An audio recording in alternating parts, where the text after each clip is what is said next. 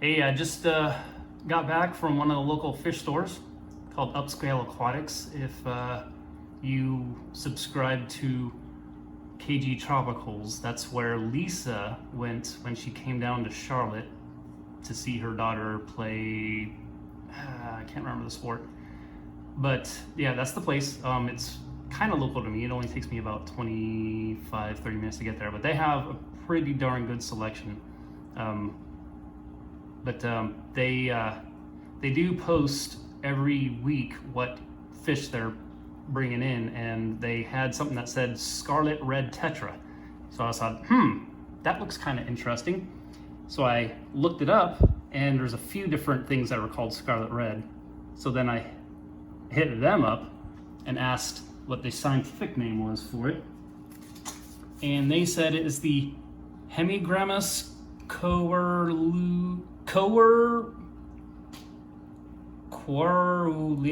You know what? Here, you figure that out. That's what it is.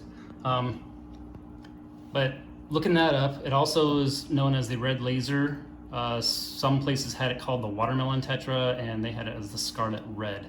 What I know them from is, first time I saw them was on Redfish Bluefish stream some time ago, and when he fed them, they were like it was just like a feeding frenzy of sharks, and I just was like, oh my gosh, I gotta have those, but just didn't have anywhere to put them. I do now.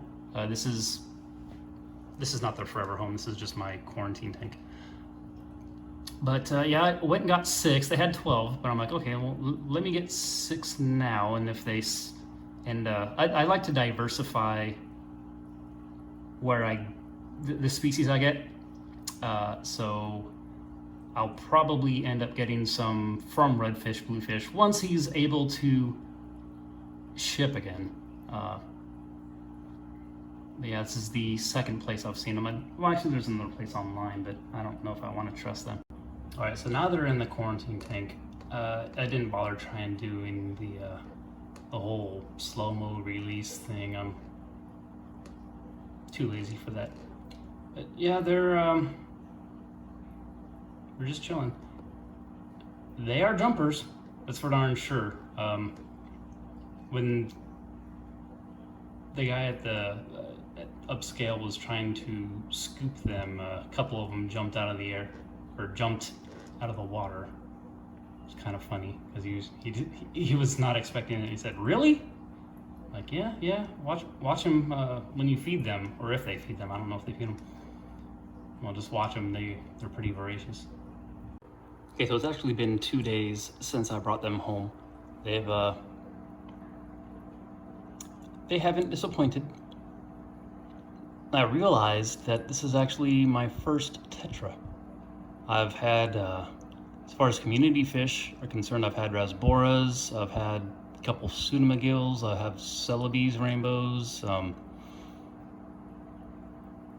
but I've never had tetra. But I wouldn't say they're exactly colored up, but they're not as pale as they were when I brought them back.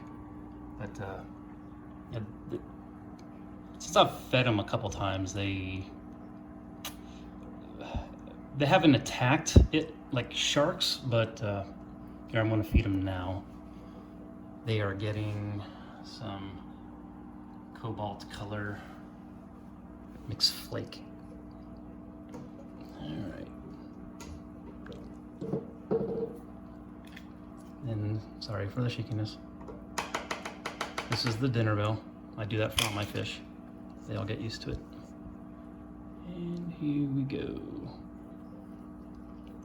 Oh, there they go. Starting to attack a little bit more now.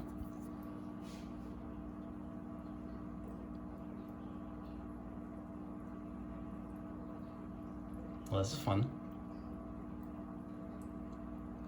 For today, they would just kind of like swim up to the surface and kind of just like, oh, yeah, that's nice. Take a bite. But no, they're attacking it now.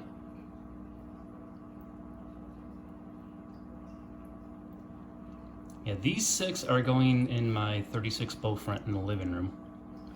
I had kind of a die-off in there a couple months ago. Not sure what happened.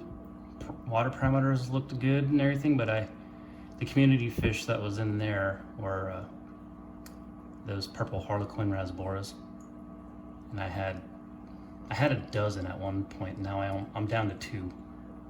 I had 1 coolie loach die, and I had 3 panda cories die in there. And I was trying to decide on what fish I wanted to put in there. And then I saw these listed at the Upscale Aquatics, so I said, sold.